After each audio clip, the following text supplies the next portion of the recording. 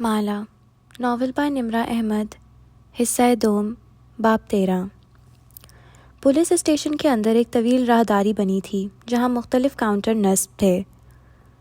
ہر counter کے آگے ایک کھڑکی تھی۔ ماہر فرید بھی ایک ایسے کاؤنٹر کے سامنے کھڑا تھا۔ کھڑکی کے پار بیٹھے آفیسر نے ایک باکس اس کی طرف بڑھایا۔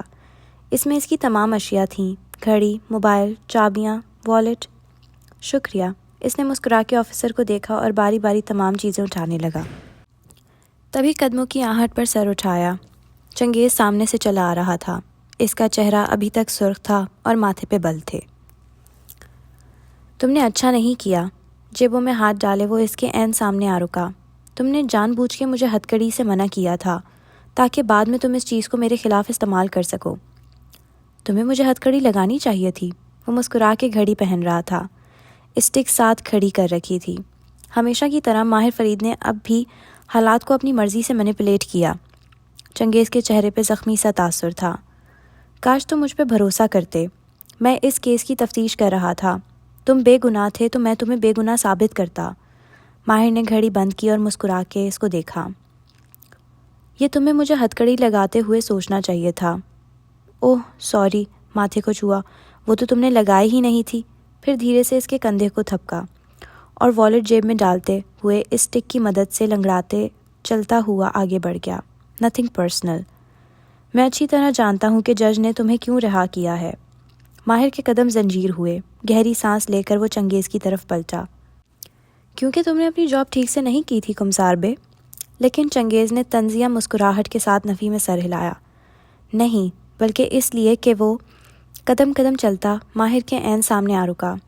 وہ دونوں تھانے کے سرمئی کوریڈور میں اب ایک دوسرے کے مقابل کھڑے تھے کہ تم نے جج کو خرید لیا تھا۔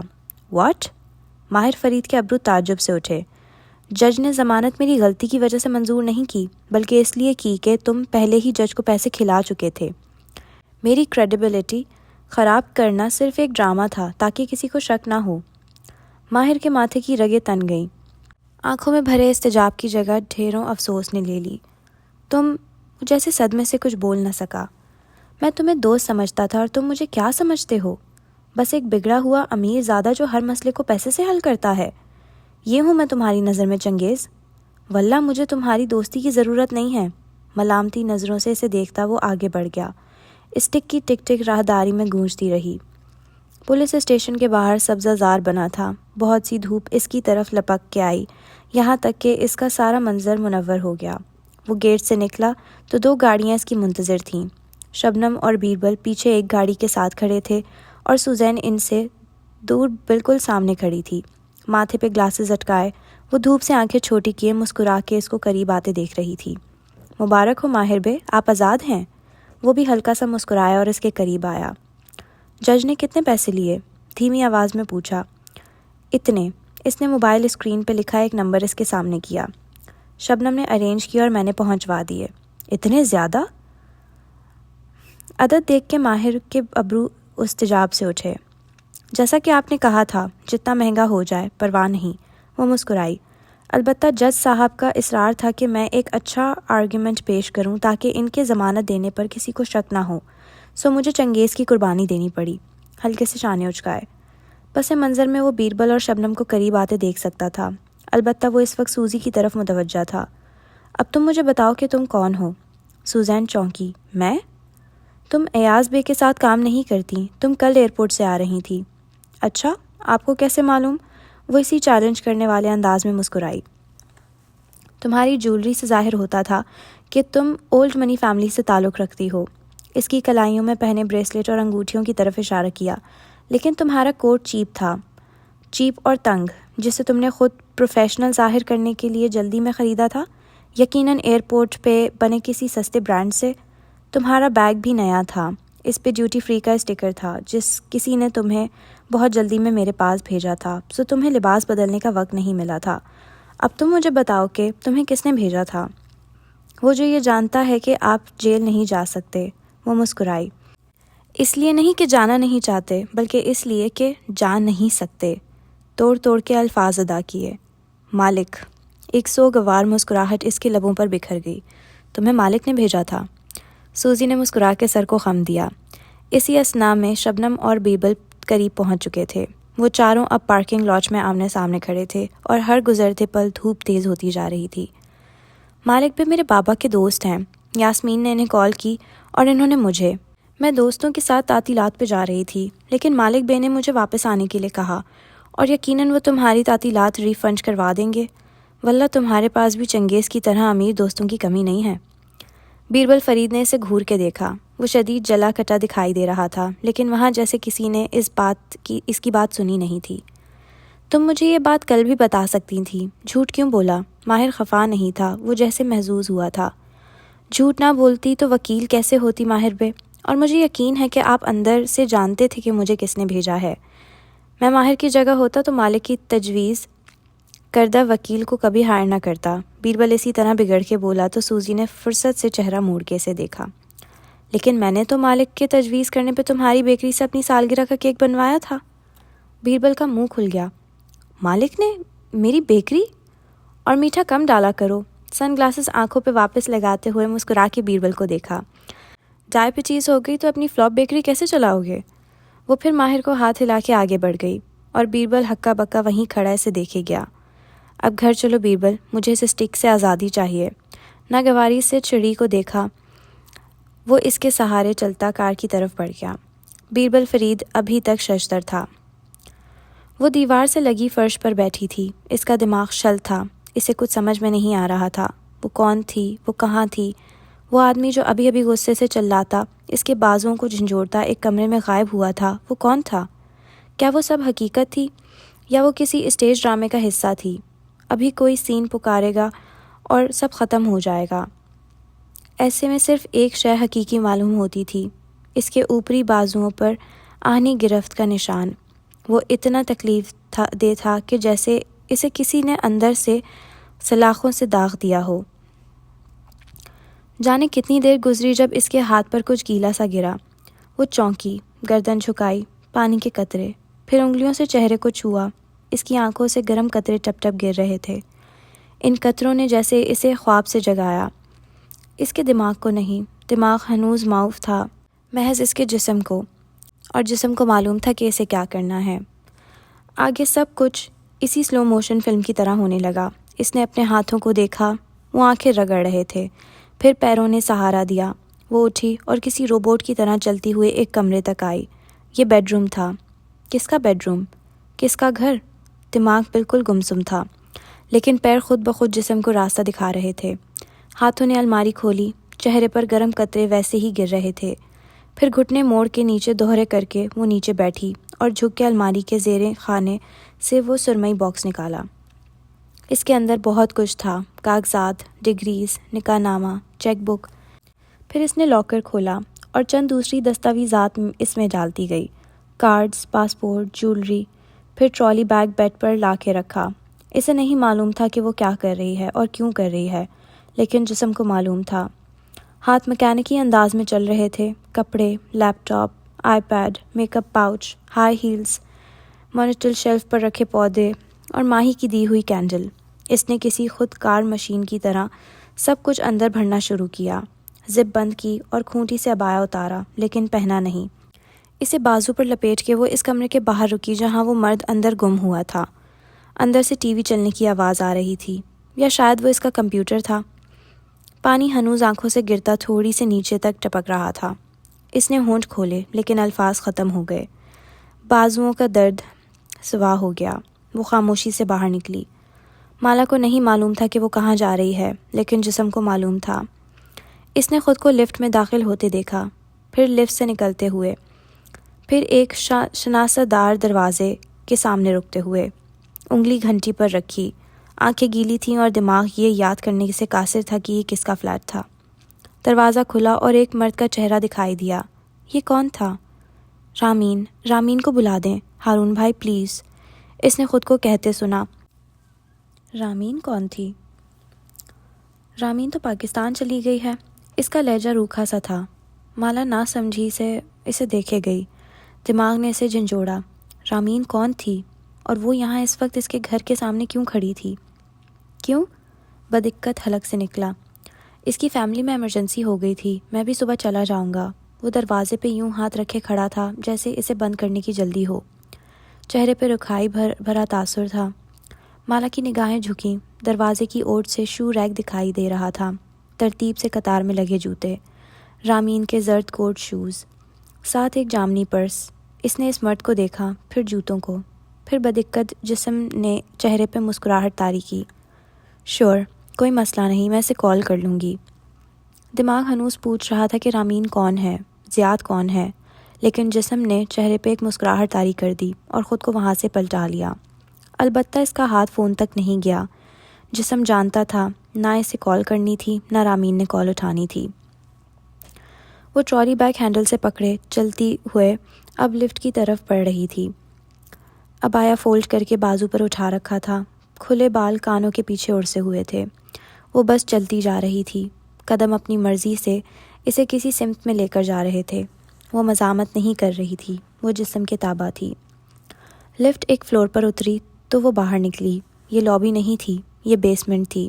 وہ یہاں کیا کر رہی تھی؟ اس نے جسم سے پوچھا، لیکن جواب موصول نہیں ہوا۔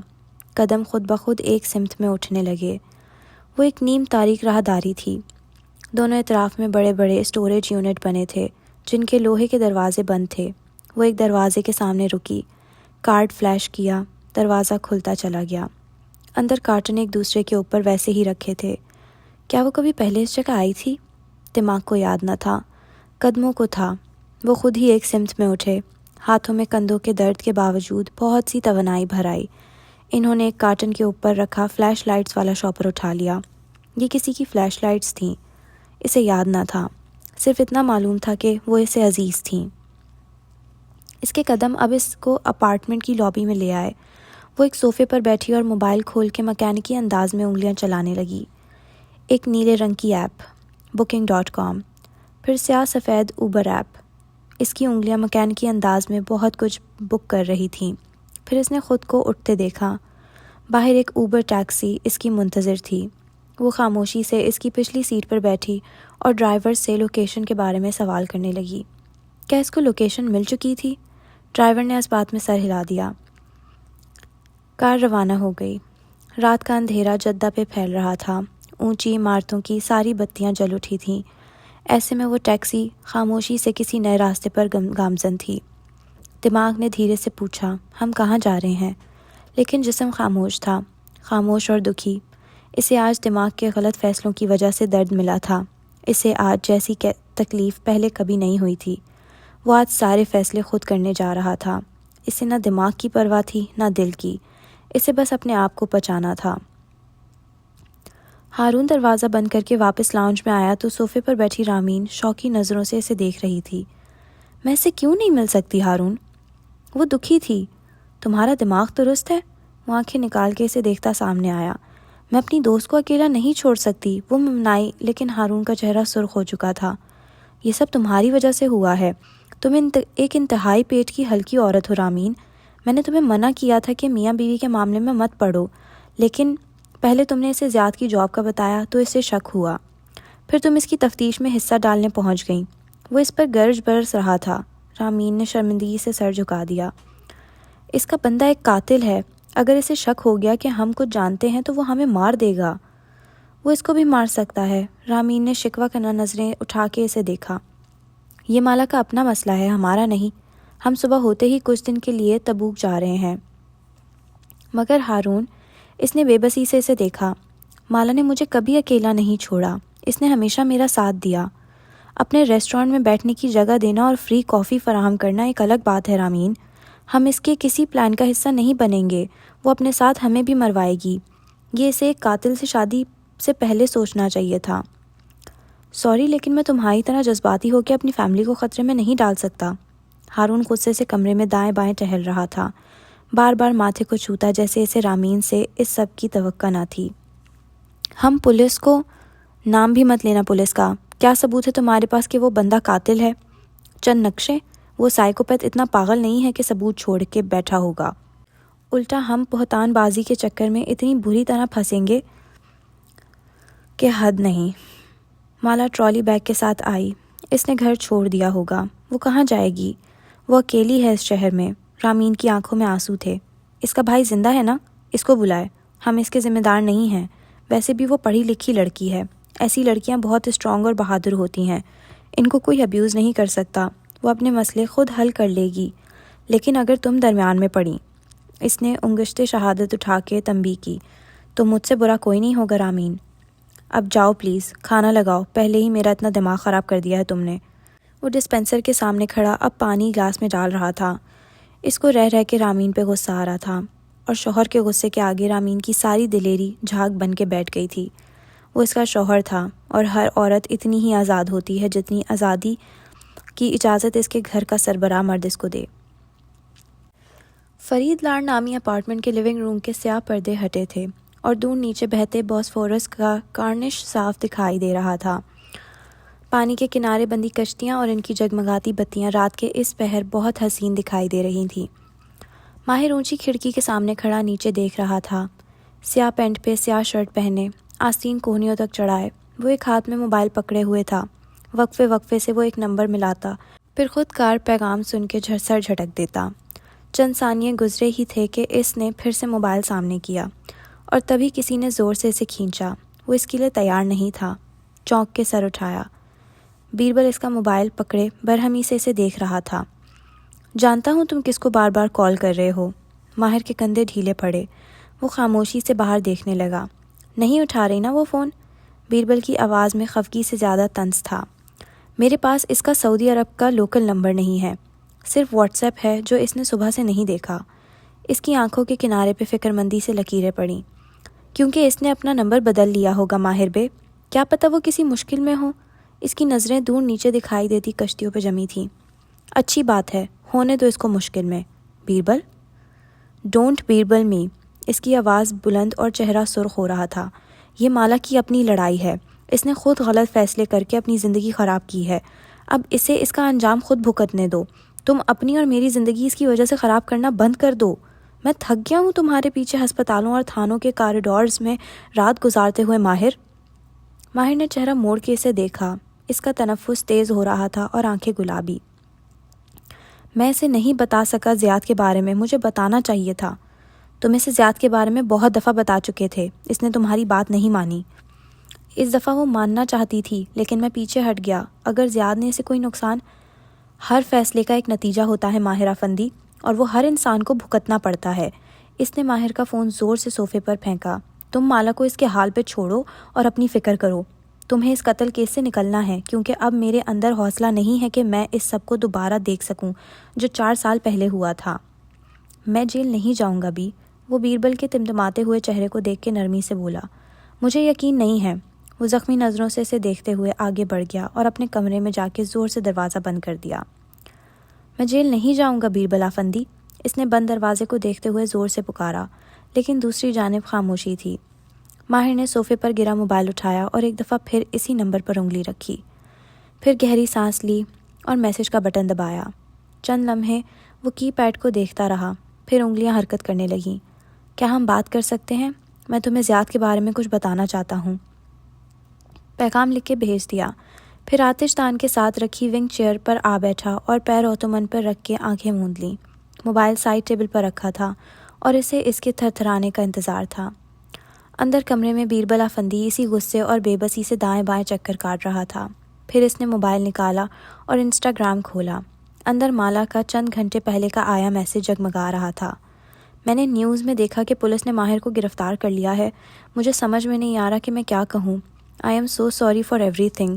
مجھے یقین ہے کہ یہ ایک الزام ہے۔ کیا میں تم لوگوں کے لیے کچھ کر سکتی ہوں؟ وہ اس میسج کو ان چند گھنٹوں میں کئی دفعہ پڑھ چکا تھا۔ اس دفعہ پڑھتے ہوئے ماتھے پر لکیریں ابھرنے لگیں۔ اس نے وائس میسج ریکارڈ کرنے کا بٹن دبایا۔ آپ نے اور آپ کے شوہر نے میرے بھائی کو جتنا نقصان پہنچانا تھا پہنچا لیا۔ آپ ہمارے لیے بس اتنا کریں کہ ہم سے دور رہیں۔ آپ کی وجہ سے میرا بھائی اگر جیل گیا تو میں آپ کو معاف نہیں کروں گا۔ پلیز مجھے دوبارہ میسج مت کیجیے گا۔ سینڈ کا بٹن دبایا اور ساتھ ہی اسی تیزی سے مالک کی طرف ایک دوسرا پیغام بھیجنے لگا۔ مالا کی وجہ سے میرا بھائی ایک دفعہ پھر جیل چلا جائے گا۔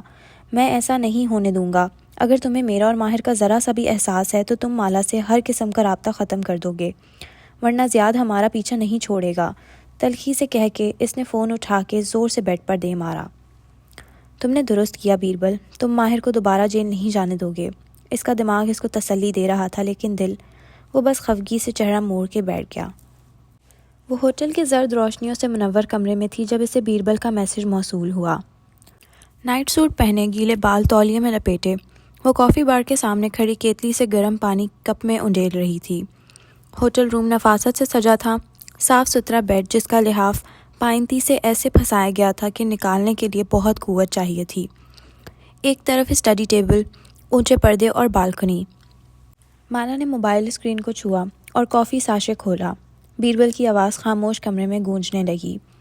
پیغام مکمل ہونے تک کافی گھل گئی تھی اور اس کا دل زخمی ہو چکا تھا۔ اس نے کوئی جواب نہیں دیا، بس خاموشی سے بالکنی کے شیشے کی دیوار تک آئی۔ باہر رات پھیلی تھی اور قریبی عمارتوں کی روشنیاں اس شیشے کی دیوار پہ پڑ رہی تھیں، ایسے کہ مالا کو اپنا عکس دکھائی دے رہا تھا۔ گیلا تولیہ اب سر سے نیچے پھسل چکا تھا۔ وہ کمزور لگ رہی تھی، آنکھیں سوجی ہوئی تھیں، دماغ اور جسم کا تعلق بحال ہو چکا تھا، اور دونوں جانتے تھے کہ وہ کہاں ہے اور کیوں ہے۔ کندھے میں اب درد نہیں ہو رہا تھا، لیکن زیاد کی انگلیوں کے نشان وہاں ثبت ہو چکے تھے۔ یہ پہلی دفعہ تھا جب کسی انسان، مرد یا عورت نے کشمالہ مبین پر ہاتھ اٹھایا تھا، لیکن نہیں، اس کا ہاتھ بے اختیار گردن تک گیا۔ نہیں، یہ دوسری دفعہ تھا۔ اس سے پہلے اس جادوگر نے اس کی گردن دبوچی تھی، لیکن اس کی تکلیف ایسی نہ تھی جیسی آج محسوس ہوئی تھی۔ مالا نے بالکنی کا دروازہ کھولا تو گرم ہوا اندر آئی۔ کمرہ اے سی نے ٹھنڈا کر رکھا تھا، باہر موسم گرم تھا۔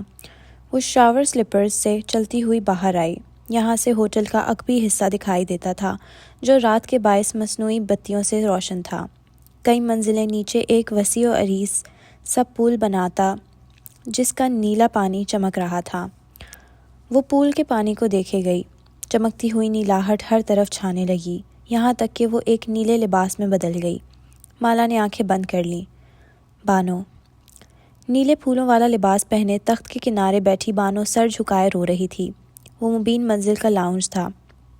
تخت پر ماں براجمان تھیں، ایک ٹانگ سیدھی رکھے، ایک موڑے، درمیان میں پرات رکھے وہ ساگ کے پتے چن رہی تھیں۔ ساتھ ہی افسوس سے بخت بی کو دیکھا جو بانو کا کندھا سہلا رہی تھی۔ اس نے تمہیں تھپڑ مارا اور تم چپ کر کے گھر چھوڑ کے آ گئی۔ کافی کا کپ پکڑے وہ کچن سے کمرے تک جا رہی تھی جب راستے میں ان کو دیکھ کے رکی۔ چند فکروں میں بخت بی نے سارا قصہ سنا دیا تو کشمالہ مبین نے اف کر کے ماتھے کو چھوا۔ اور کیا کرتی؟ بانو نے سرخ آنکھیں اٹھائیں۔ واپس ایک تھپڑ لگا دیتی، شور مچاتی، ہنگامہ کرتی، تاکہ آئندہ اس کی جرت نہ ہوتی تمہیں مارنے کی۔ شوہر ہے میرا، کیسے مارتی؟ بات ایسی تھی، سب خاموش ہو گئے۔ ہاں ٹھیک ہے، شوہر کا ایک رتبہ ہوتا ہے، مار نہیں سکتی تھی تو آواز تو نکالتی، یہ کیا کہ چپ کر کے سامان اٹھایا اور گھر آ گئی۔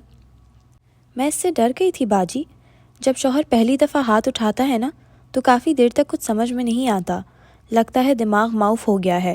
کبھی امید ہی نہیں کی تھی کہ وہ ایسے غصہ کرے گا۔ اس کی وہی شکل جو اچھی لگتی تھی، غصہ کرتے وقت ایسے بگڑ گئی کہ لگتا اس سے بدصورت کوئی نہیں ہوگا۔ اس سے ناراض ہو کے اکیلے بیٹھ جانے سے کیا ہوگا بانو؟ تمہیں یہ سب اس کو کمیونیکیٹ کرنا چاہیے تھا، پہلے دن سے ہیلدی باؤنڈریز سیٹ کرنی چاہیے تھیں تاکہ اس کو تمہیں مارنے کے نتائج معلوم ہوں۔ اس نے افسوس سے ماتھے کو چھوا۔ اسے بانو پہ غصہ آ رہا تھا۔ غریب ان پڑھ لڑکیاں کتنی کمزور ہوتی ہیں، شوہر کے ہاتھوں پٹ کے یوں بھاگ آتی ہیں، پہلے دن سے حدود کا تعین کیوں نہیں کرتی؟ کاش وہ پڑھی لکھی ہوتی تو اس کے ساتھ یہ نہ ہوتا۔ اس نے ٹھیک کیا جو اس کا گھر چھوڑ دیا۔ ماں نے اپنی ازلی انداز میں مالا کو گھورا تھا۔ تشدد کرنے والے شوہر کو پہلا جربہ بیوی کو تنہا کرنا ہوتا ہے، اسے اس کے رشتوں سے کاٹ کے دور لے جانا، نہ کوئی قریب ہو، نہ کوئی اس کے حساب مانگے۔ اگر یہ وہاں رہتی تو روز پٹتی اور روز اسے معاف بھی کر دیتی۔ گھر چھوڑنا غلط نہیں ہے مالا۔ پھر وہ بانو کی طرف متوجہ ہوئیں۔ اب تم نے اکیلے میں بیٹھ کے بنا کسی دباؤ کے یہ سوچنا ہے کہ تم اس کی زندگی میں واپس جاؤ گی؟ اگر ہاں تو کن شرائط پہ؟ ہیپی برتھ ڈے ٹو یو۔ وہ بالکنی میں بیٹھی جانے کب سو گئی تھی، اسے پتہ بھی نہ چلا، لیکن اس مانوس آواز نے اسے نیند سے جھنجھوڑ دیا۔ وہ چونک کے سیدھی ہوئی، دائیں بائیں دیکھا، کپ ہنوز ہاتھ میں تھا، موسیقی کی مدھم پر اسرار آواز سنائی دے رہی تھی۔ بس کر دو ہلال۔ کشمالہ نے زور سے کافی کا کپ رکھا، ذرا سی کافی میز پر چھلک گئی۔ مجھے مت پکارو، میں تمہارے لیے کچھ نہیں کر سکتی، وہ بے بسی سے چلائی۔ میری زندگی میں اور بھی مسئلے ہیں۔ آواز ایک دم رک گئی، ایسے جیسے دھن مکمل ہوئے بغیر ہی کسی نے آواز سے خاموش کر دیا ہو۔ ایسا پہلے کبھی نہیں ہوا تھا۔ ایک دفعہ وہ آواز سنائی دیتی تو نغمے کی دھن آخر تک جاتی تھی، اسے کانوں پر تکیے رکھنے پڑتے، لیکن آج وہ دھن خاموش ہو گئی تھی۔ اب ہر طرف خاموشی تھی۔ کافی اب ٹھنڈی ہو چکی تھی۔ اس نے کچھ سوچ کے فون اٹھایا اور واٹس ایپ کھولا۔ اس نے کل سے واٹس ایپ کی نوٹیفیکیشن آف کر رکھی تھی۔ اب کھولا تو خلاف توقع ماہی یا معید کی طرف سے کوئی پیغام موصول نہیں ہوا تھا۔ معید نے فیملی گروپ پہ تصویریں بھیجنا بھی چھوڑ دی تھی اور ماہی فوتگی کی وجہ سے امریکہ جا رہی تھی۔ وہ دونوں مصروف تھے۔ زیاد کی طرف سے بھی کوئی میسج یا کال نہیں موصول ہوئی تھی۔ اسے گھر چھوڑے چند گھنٹے بیت چکے تھے۔ کیا زیاد نے اس کے پیچھے آنے کی یا اسے تلاش کرنے کی کوشش تک نہ کی تھی؟ صرف ایک نمبر تھا جو اسے کئی میسیجز اور کالز کر چکا تھا۔ وہ اس کو زیاد کے بارے میں کچھ بتانا چاہتا تھا، لیکن کیا تھا جو وہ نہیں جانتی تھی؟ جو اہم تھا وہ اسے معلوم تھا۔ اس نے ماہر کے میسج دیکھ لیے، پڑھ بھی لیے، سن بھی لیے، پھر رپلائی کے خانے پہ انگلی رکھی تو بیربل فرید کے الفاظ کان میں گونجے۔ آپ نے اور آپ کے شوہر نے میرے بھائی کو جتنا نقصان پہنچانا تھا پہنچا لیا۔ اب ہمارے لیے بس اتنا کریں کہ ہم سے دور رہیں۔ آپ کی وجہ سے میرا بھائی اگر جیل گیا تو میں آپ کو معاف نہیں کروں گا۔ مالا نے چیٹ ڈیلیٹ کر دی۔ اسے اس خاندان سے کوئی رابطہ نہیں رکھنا چاہیے تھا۔ وہ فون واپس رکھنے ہی لگی کہ وہ بجنے لگا۔ مالا ایک دم ڈر سی گئی، جیسے جھٹکا سا لگا ہو۔ فون کی گھنٹی ہی تو تھی، لیکن وہ ڈر کیوں گئی؟ اسے خود پہ حیرت ہوئی۔ اس کا دماغ نہیں ڈرا تھا۔ اس کو معلوم تھا کہ فون ایسی ہی تیزی سے بجتا ہے۔ پھر جسم کیوں ڈرا؟ کیا جسم کچھ ایسا جانتا تھا جس سے دماغ واقف نہ تھا؟ آپ مجھے کیوں فون کر رہے ہیں؟ اس کے لہجے میں کوئی خفگی، کوئی اعتراض نہ تھا، بس اداسی تھی۔ کیونکہ مجھے ابھی بیربل کا میسج ملا ہے جس میں اس نے مجھے آپ سے رابطہ کرنے کے لیے منع کیا ہے۔ مالک فرید کے بے تاثر مشینی سی آواز گونجی۔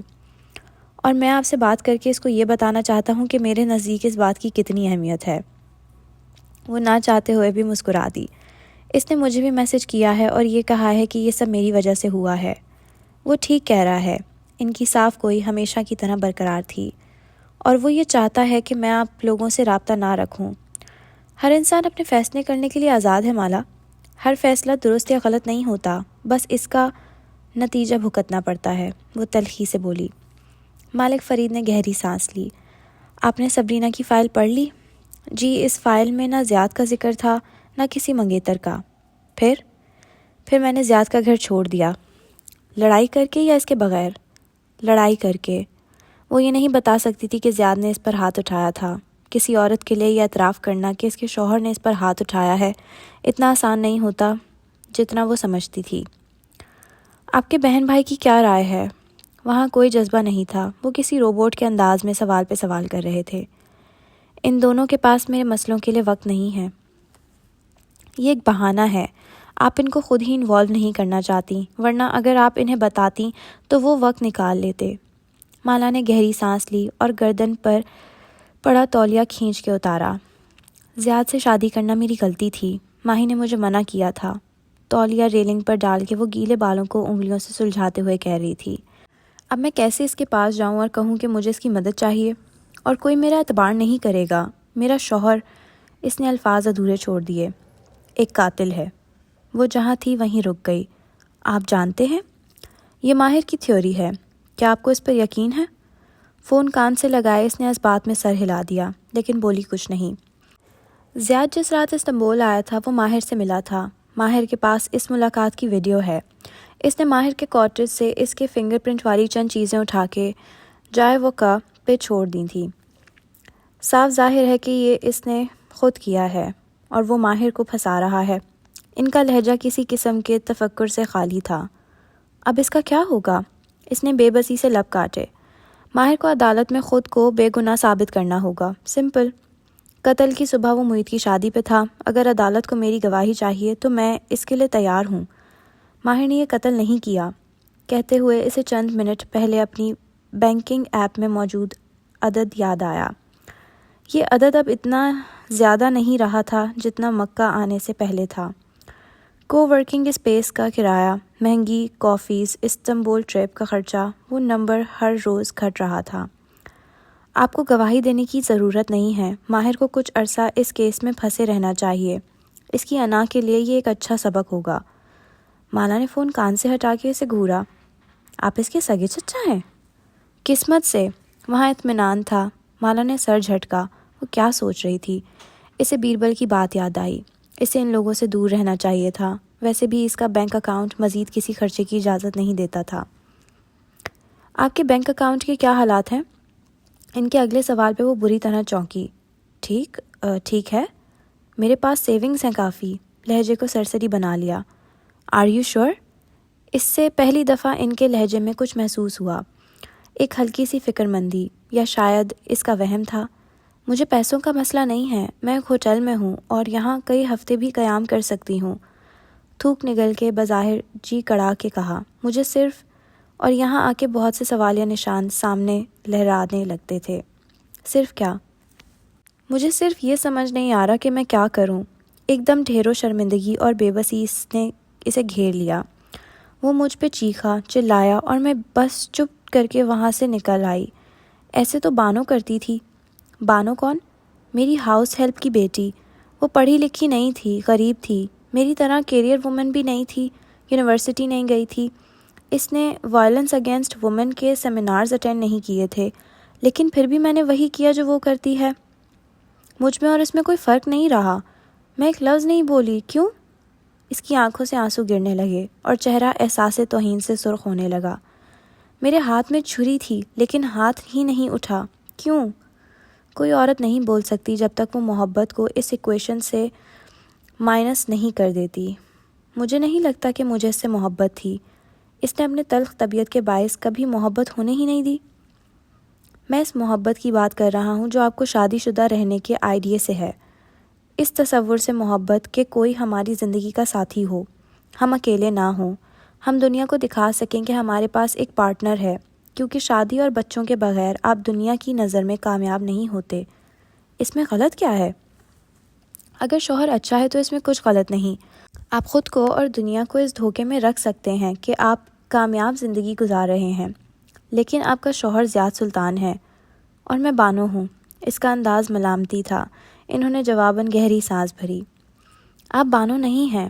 دنیا کی ساری عورتیں پہلی دفعہ ذہنی یا جسمانی تشدد پہ دو قسم کے قدم اٹھاتی ہیں، یا وہ اپنے ابیوزر کو معاف کر کے موو آن کر جاتی ہیں، یا وہ خاموشی سے اس کے گھر سے دور چلی جاتی ہیں۔ اس پہلے قدم کا ان کی تعلیم یا ووک ہونے سے تعلق نہیں ہوتا کشمالا، دوسرے کا ہوتا ہے۔ بانو اور آپ میں فرق آپ کا دوسرا قدم کرے گا۔ دوسرا قدم؟ اسے پہلے حیرت ہوئی، لیکن پھر اگلے ہی لمحے جیسے کسی نے اس کا سانس روک دیا ہو، دماغ اور جسم سب ایک ساتھ چونک گئے۔ وہ جانتی تھی وہ کیا کہنے جا رہے ہیں۔ وہ انہیں روکنا چاہتی تھی۔ وہ چاہتی تھی کہ وہ اگلا لفظ منہ سے نہ نکالیں، وہ چپ رہیں۔ چپ رہنا اچھا تھا اس ایک لفظ سے جس سے وہ ساری عمر ڈرتی تھی، یہی کہ آپ اس سے کتنی جلدی طلاق لیتی ہیں۔ طلاق؟ اس کے لب پھڑپھڑائے، آنکھیں جھپکنا بھول گئیں۔ ایک عجیب سا خوف پنڈلیوں سے ہوتا اوپر سینے تک پہنچا اور دل کو جکڑ لیا۔ کندھے کا درد اس خوف کے سامنے بالکل ہچ ہو گیا۔ میں زیاد سے طلاق نہیں لے سکتی، اس نے خود کو کہتے سنا۔ دماغ اور جسم ایک ساتھ بولے تھے۔ یہاں کوئی اختلاف نہ تھا۔ طلاق کے بغیر یہ چیز کہاں ختم ہوگی؟ میں پاکستان واپس چلی جاؤں گی، اور پتہ نہیں، لیکن میں طلاق نہیں۔ الفاظ ٹوٹ سے گئے، ماتھے پر پسینے کے قطرے ابھرے۔ کیا آپ اس کے ساتھ واپس رہنا چاہتی ہیں؟ نہیں، وہ تیزی سے بولی، میں اس کے ساتھ نہیں رہوں گی۔ پھر طلاق میں کیا مسئلہ ہے؟ کیا مسئلہ ہے؟ وہ جیسے بے یقین تھی۔ وہ اتنی آسانی سے یہ سوال کیسے پوچھ سکتے تھے؟ آپ کو معلوم ہے یہ کتنا بڑا لفظ ہے؟ یہ کتنا بھاری ہے؟ ہمارے گھروں میں اس لفظ کو استعمال نہیں کیا جاتا، مالک صاحب۔ آنکھوں سے گرم گرم آنسو گرنے لگے۔ میری شادی 3 ماہ پہلے ہوئی ہے۔ ہم نکاح نامے پہ حق مہر لکھواتے وقت آواز اونچی نہیں کرتے کیونکہ ہم اس لفظ سے ڈرتے ہیں۔ یہ لفظ میرے جیسی لڑکیوں اور ان کی ماؤں کو ساری عمر خوفزدہ رکھتا ہے، اور آپ کہہ رہے ہیں اس میں کیا مسئلہ ہے؟ دوسری جانب خاموشی چھا گئی۔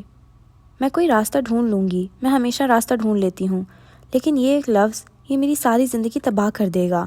اس نے خفگی سے کال کاٹ دی اور زور سے پاور بٹن دبا دیا۔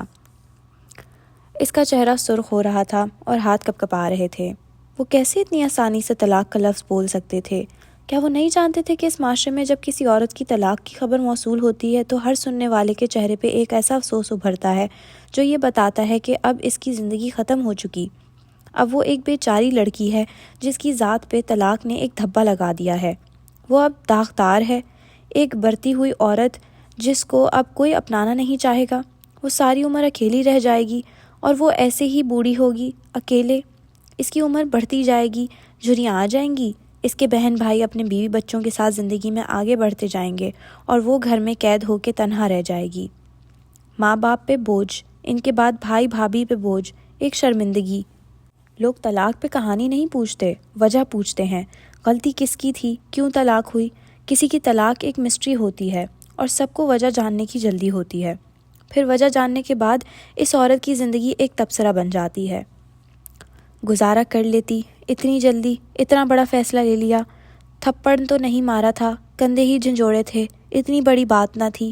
بہت سی عورتیں اس سے برے حالات میں بھی رہتی ہیں۔ مرد وقت گزرنے کے ساتھ ٹھیک ہو جاتے ہیں، ذرا سا صبر، تھوڑا سا کمپرومائز اور گھر بس جاتا ہے۔ گھر بسانے کے لیے قربانیاں تو دینی پڑتی ہیں نا، ہم سب نے بھی دی ہیں، وہ کیوں نہیں دے سکی؟ طلاق لینے والی لڑکی کون ہوتی ہے؟ ایک ناکام لڑکی جو اپنا گھر نہیں بسا سکی۔ کیا فائدہ اتنی ڈگریز کا، کیریئر کی کامیابی کا، اگر وہ اپنا گھر نہیں بسا سکی؟ گھر بسانا اس معاشرے کی سب سے بڑی کامیابی تھا، اور جو عورت گھر نہ بسا سکے وہ ایک ناکام عورت ہوتی ہے۔ طلاق ایک ناکامی تھی اور سمجھوتا کامیابی۔ اس نے اپنی ساری عمر ایک کامیاب عورت بننے میں صرف کی تھی۔ یونیورسٹی سے اوشن کے 5 سال جو کیا کامیاب کہلائے جانے کے لیے کہا۔ مالک فرید کیوں نہیں سمجھ رہے تھے کہ وہ کیسے خود پہ ناکامی کا ٹھپا لگا سکتی تھی؟ وہ کیسے اپنے خاندان والوں کو یہ کہنے کا موقع دے سکتی تھی کہ حورِ جہاں کی بیٹی اپنا گھر نہیں بسا سکی؟ وہ کیسے طلاق جیسے بھاری لفظ کو اپنی زندگی کو داغدار کرنے دے سکتی تھی؟ ونگ چیئر پہ بیٹھے ماہر نے آنکھیں کھولیں، ایک نظر خاموش رکھے فون کو دیکھا، پھر جھک کے اسے اٹھایا۔ اسکرین روشن کی تو چند نیلے ٹک اس کو منہ چڑھا رہے تھے۔ وہ زیاد کے بارے میں کچھ نہیں سننا چاہتی تھی، وہ اس کی بات کا جواب بھی نہیں دینا چاہتی تھی۔ بیربل درست کہتا تھا، اسے کشمالہ مبین کو ایک طرف رکھ کے اپنے کیس کے اوپر کام کرنا تھا۔ آزادی اس کے لیے کشمالہ مبین سے زیادہ ضروری تھی۔ وہ ایک دفعہ پھر قید میں نہیں جا سکتا تھا۔ اس نے گرین آئیز نامی چیٹ انگوٹھے سے سلائیڈ کی اور اسے آرکائیو میں ڈال دیا، ایک طرح سے اسے ذہن کے کسی عقبی خانے میں بند کر دیا۔ پھر سوزین کا نمبر ملایا اور فون کان سے لگایا۔ صبح مجھ سے ملو، ہمیں اگلی سماعت کی تیاری کرنی ہے۔ اس صبح موسم پہلے سے کئی گنا گرم تھا، عجیب سی حدت تھی جو سارے جدہ کو اپنی لپیٹ میں لیے ہوئے تھی۔ تمہارا فون آف تھا؟ نورا نے اسے اپنے آفس میں داخل ہوتے دیکھا تو فوراً تنبیہ کی۔ ابھی تک آف ہے، وہ سنجیدہ چہرے کے ساتھ قدم قدم چلتی اندر آئی۔ نورا نے اینک کے اوپر سے بغور سے دیکھا۔ سرمئی عبائے میں ملبوس، آستین کوہنیوں تک چڑھائے، اسکارف سر پہ لپیٹ کے گردن تلے اڑ سے وہ بنا میک اپ کے سنجیدگی سے لگ رہی تھی۔ سامنے سے کھلے عبائے سے ہائی ویسٹ ٹراؤزر اور سفید ٹاپ نظر آتا تھا جس کے گریبان پر داغ لگا تھا۔ آج وہ جیسے ڈھنگ سے تیار نہیں ہوئی تھی۔ آپ کی کہی گئی امپرووائزیشن کے بعد کی فائل، اس نے ایک فلیش ڈرائیو سامنے کی اور کھڑے کھڑے بتانے لگی۔ اس کے چہرے پہ دائیں طرف 2 نئے دانے ابھر رہے تھے۔ تم جلدی میں ہو؟ میں پاکستان واپس جا رہی ہوں، مزید کام نہیں کر سکوں گی۔ ایسے تو تم کبھی اپنا کیریئر سیٹ نہیں کر سکو گی۔ کیریئر؟ اس نے ہونٹوں پہ ایک تلخ سی مسراہٹ ابھری۔ میری زندگی میں کیریئر سے بڑے مسائل ہیں نورا۔ پھر کھنکاری، میں جانتی ہوں میں نے کہا تھا کہ میں آپ سے کسی قسم کی پیمنٹ نہیں مانگوں گی، لیکن مجھے پیسوں کی ضرورت ہے۔ انداز میں شرمندگی در آئی۔ میں جانتی تھی تم آخر میں یہی کہو گی، پاکستانیز۔ نورا نے مسکرا کے جیسے تنزیہ سر جھٹکا۔ وہ بہت سی تلخی کھارے پانی کے گھونٹ کی طرح پی گئی، چہرہ سنجیدہ رکھا، ڈھیٹ اور سنجیدہ۔ صبح تمہارا شوہر آیا تھا، چیک کاٹتے ہوئے وہ سرسری انداز میں کہنے لگی۔ وہ جہاں تھی وہیں رہ گئی، ساکت، جامد۔ پھر سانس تک رک گیا۔ وہ تمہیں تلاش کر رہا تھا، پریشان لگ رہا تھا۔ میں نے بتا دیا کہ تم یہاں نہیں ہو، وہ قلم کو ہاتھ میں گھماتے ہوئے بغور سے دیکھ کے کہہ رہی تھی۔ کہاں رہ رہی ہو؟ مالا نے چیک اٹھا کے دیکھا۔ وہ اس کی توقع سے کم تھا لیکن غنیمت تھا۔ جگہ ہے میرے پاس، وہ زبردستی مسکرائی۔ ظاہر ہے وہ اس کے پیچھے آیا ہوگا۔ اس نے کیسے سمجھ لیا کہ وہ نہیں آئے گا؟ تمہارے حقوق ہیں اس ملک میں، یہ مت بھولنا۔ اگر کوئی مسئلہ ہو تو حکومت تمہیں بچا سکتی ہے۔ کوئی کسی کو نہیں بچا سکتا۔ وہ اس دفعہ مسکرائی تو اس کی آنکھیں گیلی تھیں۔ مزید پیسے چاہیے؟ ان کی آنکھوں میں کچھ تھا، ایک نرم سا تاثر جو اس نے پہلے نہیں دیکھا تھا۔ آنسوؤں کو ایک گولا حلق سے اوپر آنے لگا لیکن اس نے اسے نیچے دھکیل دیا۔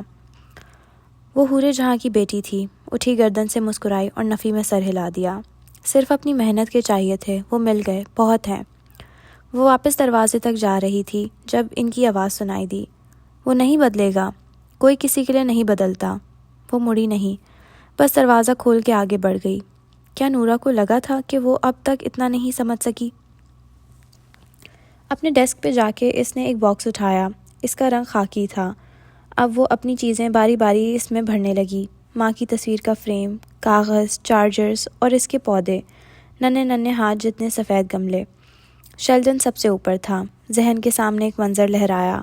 وہ اوشن میں کھڑی تھی اور سرمئی باکس میں اپنا سامان ڈال رہی تھی۔ آنکھیں بار بار بھر رہی تھیں۔ شیلڈن کو سب سے اوپر رکھا اور باہر نکلی۔ کیف سامنے کھڑا تھا۔ وہ دیوار پر بنی ایلوژن پینٹنگ کو دیکھ رہا تھا۔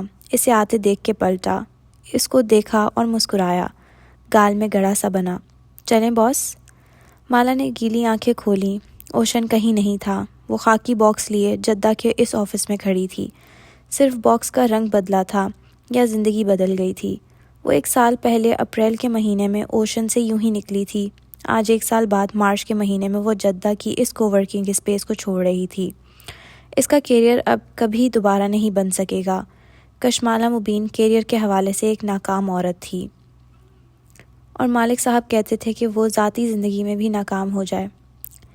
اس نے آخری دفعہ اس مین ہال کو دیکھا، اپنے ڈیسک کو، کھڑکی سے دکھائی دیتے منظر کو، یہاں بیٹھ کے کام کرنے کی خواہش، یہاں سے اپنے ایک نئے کیریئر کی ابتدا کرنے کی تمنا، سب خاکی باکس کے ساتھ خاک ہوا تھا۔ وہ باکس لیے لفٹ میں سوار ہوئی تو ایک ایک قدم بھاری تھا، ایک ایک قدم ہلکا تھا۔ لفٹ کے دروازے بلڈنگ کی لابی میں کھلے۔ سامنے شیشے کی دیواریں نظر آئیں جن کے پار سڑک دکھائی دے رہی تھی۔ وہ کسی کو دیکھے بنا ناک کی سیدھ میں چلتی آگے آئی جب کشمالہ، اس کے قدم زنجیر ہوئے۔ اسے سب مالا کہتے تھے، اس کے بہن بھائی بھی، صفورہ بھی، ماہر بھی، مالک بھی، بیربل بھی، یہاں تک کہ نورا بھی۔ اسے کشمالہ صرف ایک شخص کہتا تھا، وہ جس نے اسے کبھی مالا کہہ کے نہیں پکارا تھا۔ دھیرے سے وہ پلٹی۔ زیاد سلطان سامنے کھڑا تھا۔ ان دونوں کے درمیان چند منٹ کا فاصلہ تھا۔ وہ ایک صوفے کے ساتھ کھڑا تھا۔ اس نے کل رات والا لباس پہن رکھا تھا جو اب ملگجا سا ہو چکا تھا۔ بال ماتھے پر بے ترتیبی سے بکھرے تھے اور آنکھوں میں بہت کچھ تھا، فکر مندی، زمانے بھر کی شکستگی۔ وہ چند لمحے اسے دیکھے گئی۔ اس کی آنکھوں میں کچھ بھی نہیں تھا، اس کی آنکھیں خالی تھیں۔ کیا ہم بیٹھ کے کچھ دیر بات کر سکتے ہیں؟ وہ کہنا چاہتی تھی کہ نہیں، وہ اس کے ساتھ چند منٹ بھی نہیں گزار سکتی۔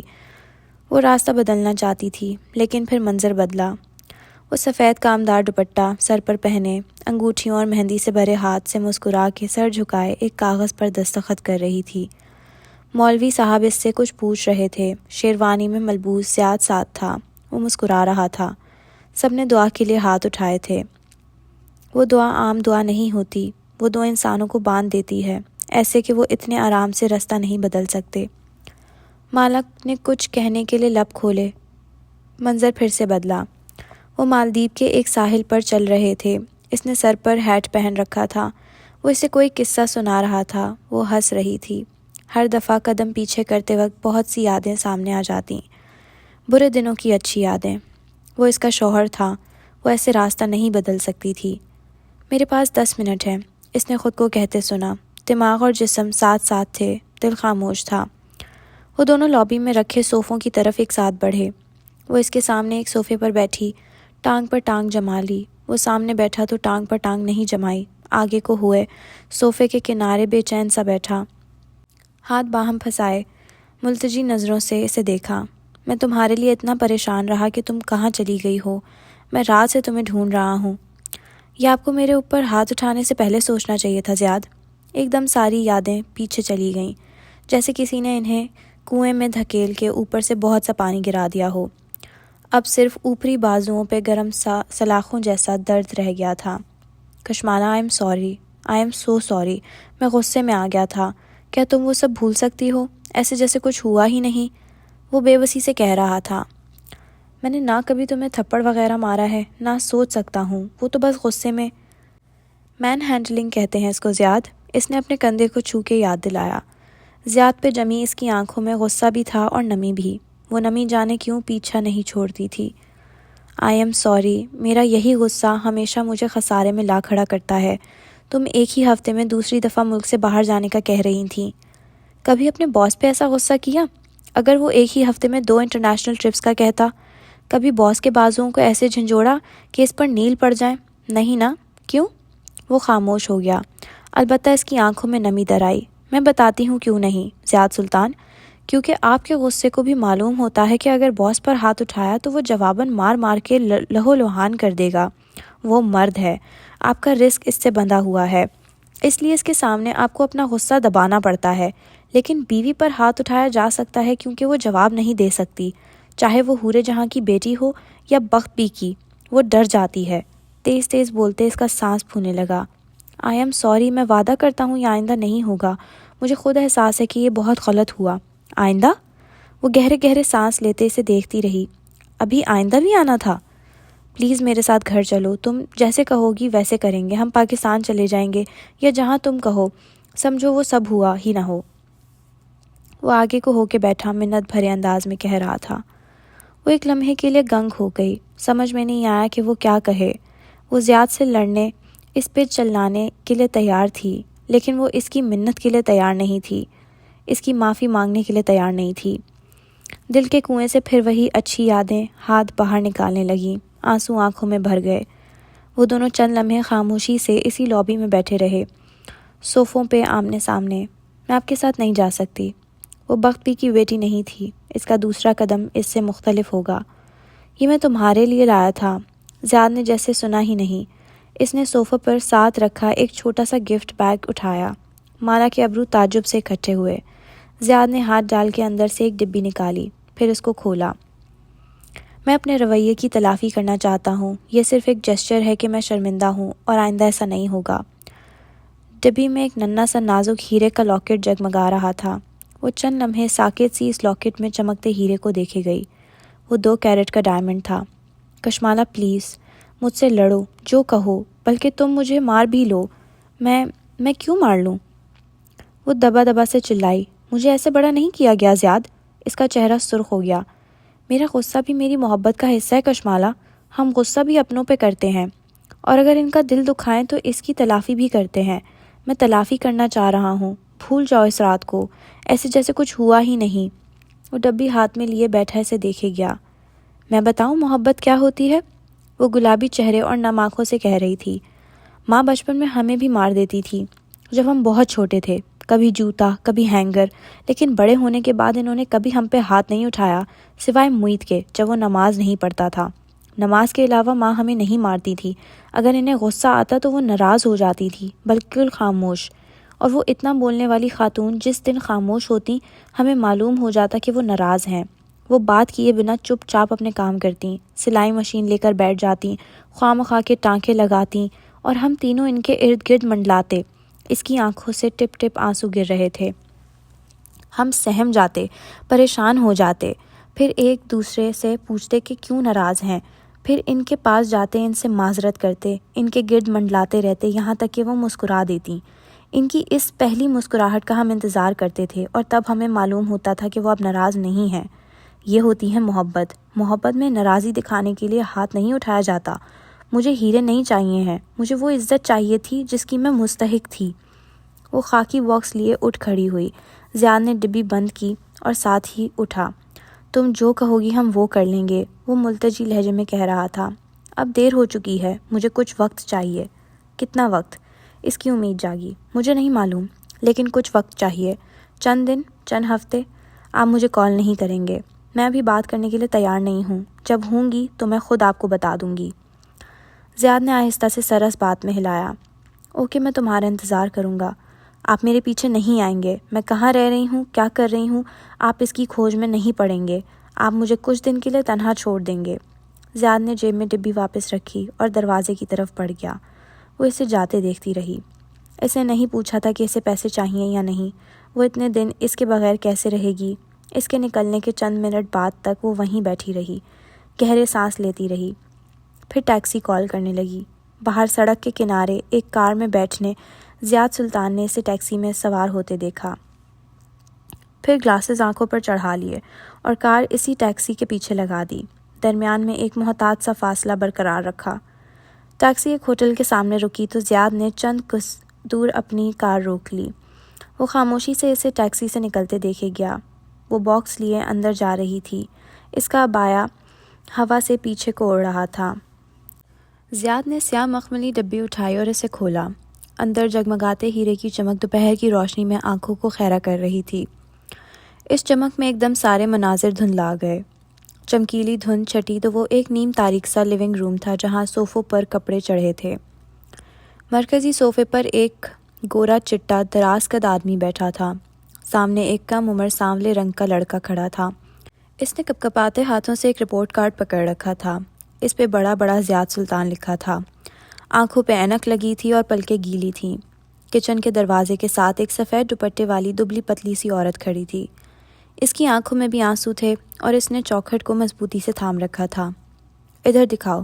آدمی نے کارڈ کھینچ لیا، پھر اسے کھول کے دیکھا۔ اس کی سرخ آنکھیں لڑکے کی طرف اٹھیں۔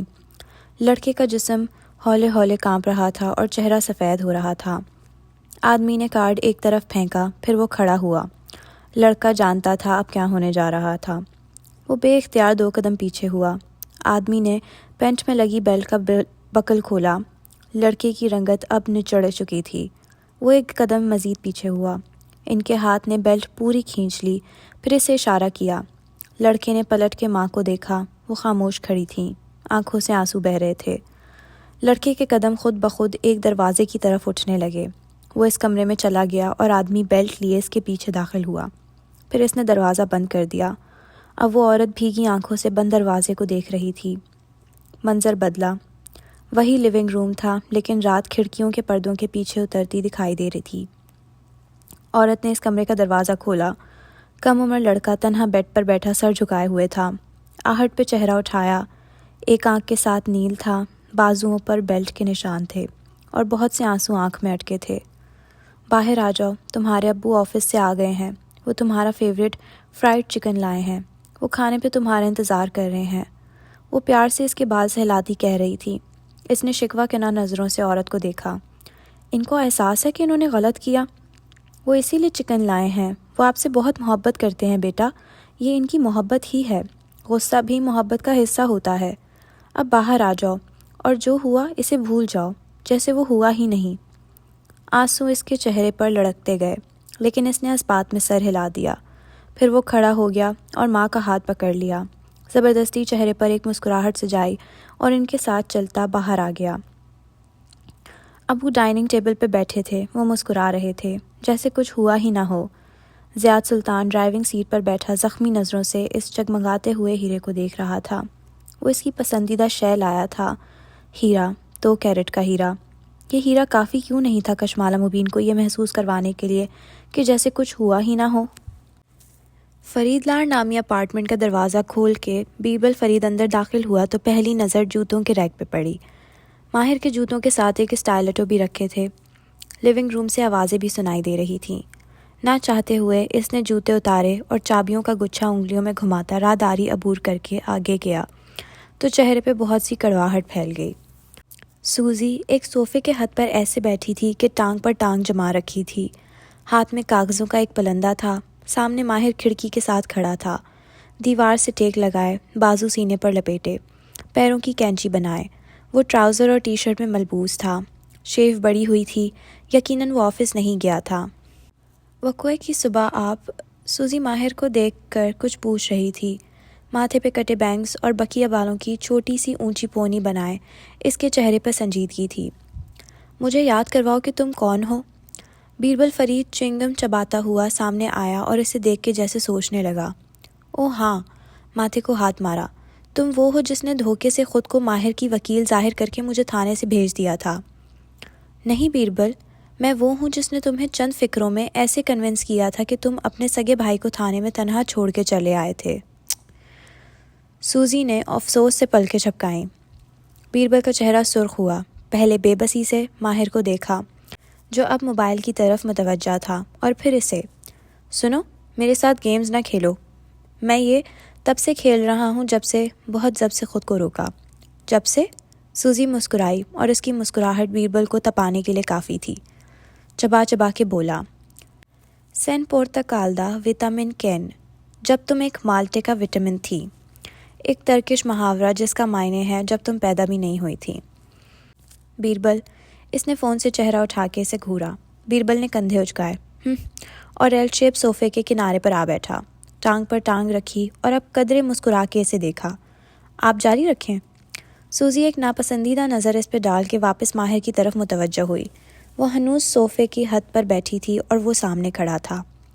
ماہر بے، آپ وقفے کی صبح، ویسے تمہارے بابا مالک کے دوست کیسے بنے؟ روبوٹس کے دوست بھی ہوتے ہیں کیا؟ اب کہ وہ شیو کھجاتے ہوئے قدرے سادگی سے پوچھ رہا تھا۔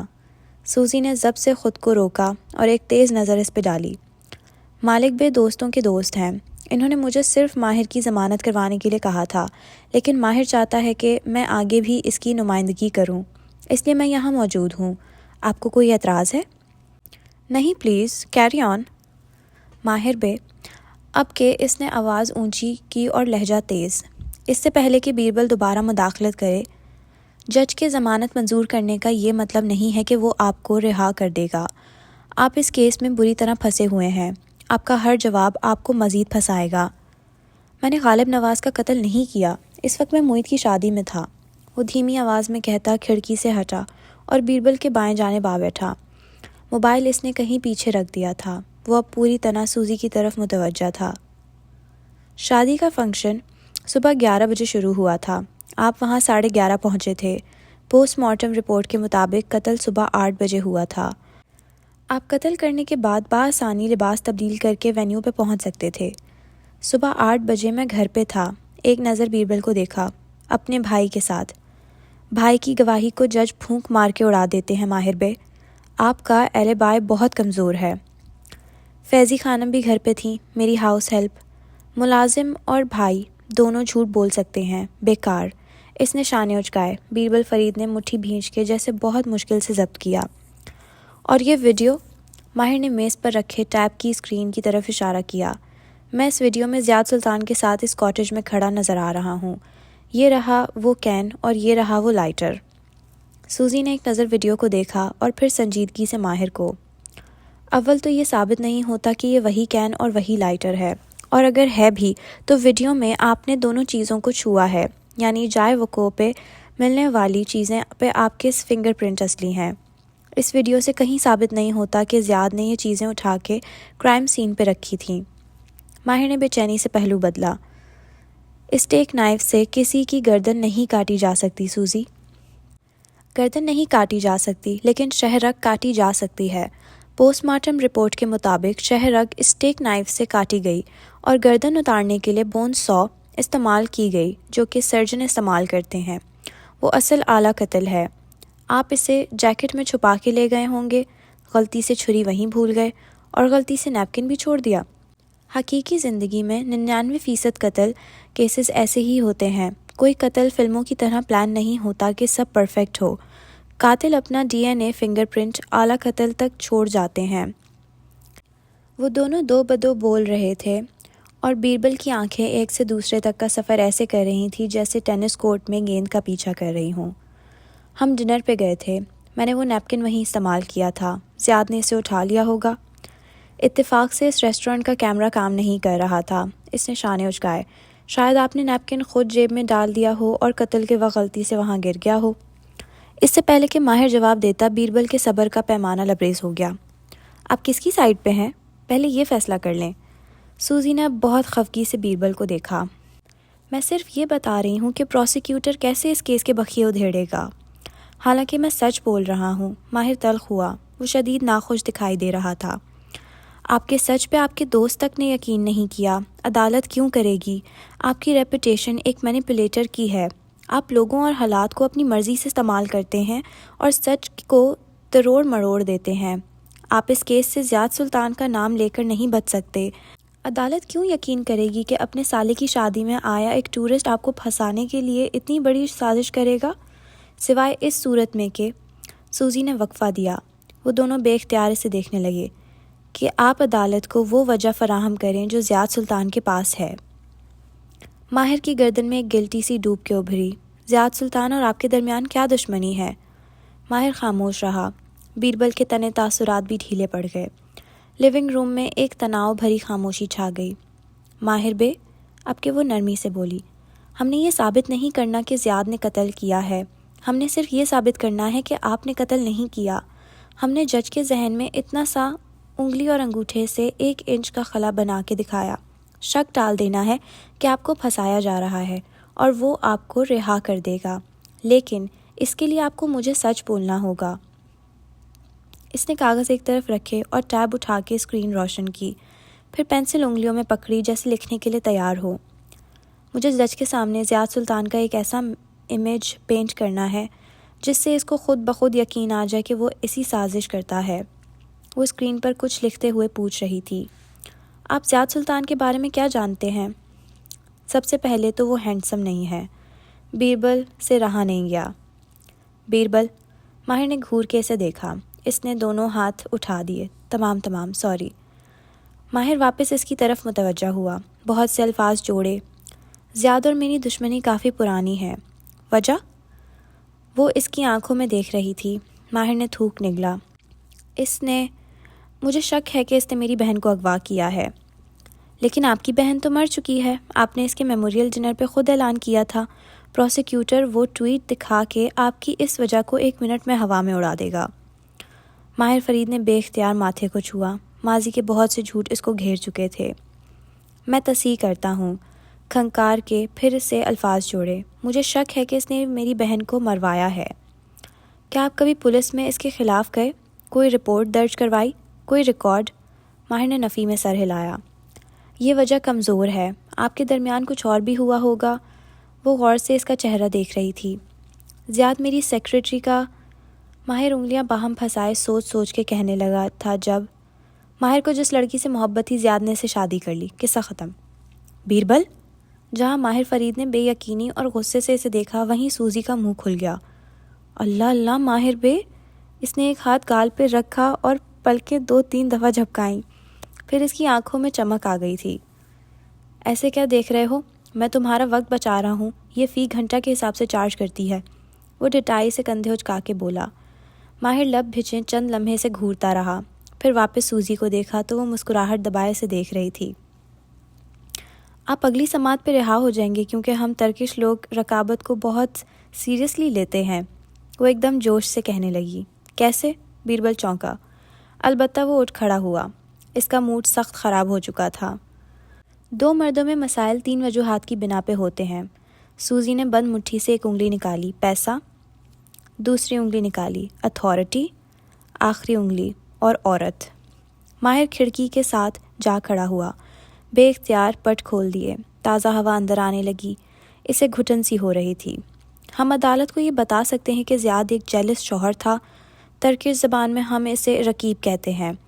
اس کو معلوم ہو گیا کہ آپ کا اس کی بیوی کے ساتھ افیئر تھا، اس لیے اس نے رقابت میں ایسا کیا۔ نہیں، اس نے پلٹ کے ان دنوں کو دیکھا تو اس کے ماتھے پر بل تھے اور جبڑے کی رگیں تنی ہوئی تھیں۔ میں ایسا کچھ نہیں کروں گا کیونکہ میرا افیئر نہیں تھا۔ بے شک نہ ہو، مگر آپ کو عدالت کو یہ کہنا پڑے گا۔ اگر آپ کو آزادی چاہیے تو آپ کو ایک ذرا سے جھوٹ سے خود کو محفوظ بنانا ہوگا۔ میں ہر روز عدالت میں رقابت کے کیسز دیکھتی ہوں ماہر بے۔ ججز افیئرز کو پسند نہیں کرتے، لیکن وہ آپ کی بے گناہی پہ یقین کر لیں گے۔ رقابت ایک بہت بڑا فیکٹر ہے جو… اللہ اوقات خانم! بیربل نے ماتھے کو چھوا۔ کبھی آنر کا لفظ سنا ہے؟ میرا بھائی بھلے جتنے پیسے کا لالچی، جھوٹا اور دھوکے باز ہو جائے، وہ اس طرح کی نیچ حرکت نہیں کرے گا۔ سوزی نے شانے اچکائے۔ آپ کے پاس 2 آپشن ہیں، یا آپ اپنی زندگی بچائیں یا اپنا آنر، صبح آفس میں ملیں گے۔ اس نے ٹیبلٹ اٹھایا اور بیگ میں ڈالنے لگی۔ اور اب تم جا کے اپنے مالک بے کو ساری رپورٹ دو گی، ہے نا؟ بیربل اسے جانے کی تیاری کرتے دیکھ کے طنز سے بولا۔ سوزی نے برہمی سے اسے دیکھا۔ میں وکیل اور کلائنٹ کی رازداری کے پریویلیج کو ایسے توڑنے کا سوچ بھی نہیں سکتی۔ پھر بیگ اٹھایا اور الوداع کہتی دروازے کی طرف بڑھ گئی۔ میں بتا رہا ہوں، اس لڑکی کو یہاں بھیجنے میں بھی مالک کا کوئی ایجنڈا چھپا ہوا ہے۔ وہ دروازے تک جا رہی تھی جب بیربل نے بلند آواز میں پیچھے سے کہا، بس کرو بی۔ وہ بیزار ہو گیا تھا، موبائل اٹھایا اور پھر بے دلی سے واپس پھینک دیا۔ بیربل نے غور سے اس کی یہ حرکت دیکھی۔ مالا نے جواب نہیں دیا۔ اس نے پیر لمبے کر کے صوفے پر رکھ دیے اور دوسرے ہاتھ پر سر جما لیا۔ اس سے اپنے شوہر کا سچ نہیں سننا۔ اس نے شانے اچکا دیے۔ بہت سے گلٹ نے بیربل کے دل کو دبوچ لیا، لیکن پھر اس نے سر جھٹک دیا۔ مالا اگر جواب نہیں دے رہی تو یہ اس کا اپنا فیصلہ ہے، اس کا اس میں کوئی قصور نہیں۔ اس لڑکی پہ زیادہ اعتبار نہ کرو ماہر، یہ ابھی لفٹ میں پہنچتے ہی مالک کو کال کرے گی۔ ماہر نے جواب نہیں دیا۔ وہ شدید برے موڈ میں دکھائی دے رہا تھا۔ بس سر جھٹک کے اپنے کمرے کی طرف بڑھ گیا۔ باہر اپارٹمنٹ بلڈنگ کی لفٹ میں داخل ہوتے ہوئے سوزی فون کان سے لگائے کہہ رہی تھی، اس نے مجھے زیاد کی بیوی کے بارے میں بتایا ہے، حالانکہ آپ کو بتانا چاہیے تھا۔ وہ جیسے خفا ہوئی۔ تو تم نے اسے کیا کہا؟ یہی کہ اس کے پاس 2 آپشن ہیں۔ وہ اپنی بات دہرانے لگی۔ لفٹ نیچے جا رہی تھی اور اس کے دھاتی دروازے میں سوزی کو اپنا عکس دکھائی دے رہا تھا۔ کیا تم نے اسے تیسرا آپشن بتایا ہے؟ ان کی سرد آواز گونجی۔ سوزی ہلکا سا مسکرائی۔ اس کی کنچوں جیسی آنکھیں چمکیں۔ اتنی جلدی نہیں، ورنہ وہ مجھ پہ اعتبار نہیں کرے گا۔ پہلے اعتبار قائم ہونے دیں، پھر میں تیسرا آپشن اس کے سامنے رکھوں گی۔ وہ لفٹ سے باہر نکلتے ہوئے کہہ رہی تھی۔ دور جاتے ہوئے اس کی آواز مدھم پڑ رہی تھی۔